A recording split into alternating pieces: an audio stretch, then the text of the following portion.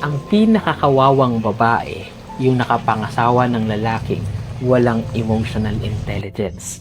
Kasi may bahay kayo, may pamilya kayo, may mga responsibilidad na sabay ninyong binubuhat, pero sa loob ng bahay, parang mag-isa ka. Kasi kapag may problema, tahimik siya. Kapag nasasaktan ka, walang sinasabi. Kapag kailangan mo ng lambing, wala kang mararamdaman.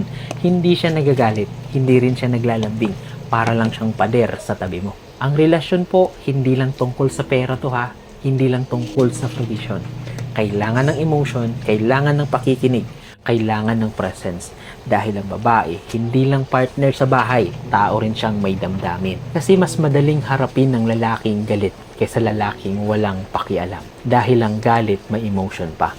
Pero ang katahimikan na walang care, doon nagsisimulang maramdaman ng babae na hindi siya mahalaga. Unti-unti siyang lumalamig, unti-unti siyang napapagod.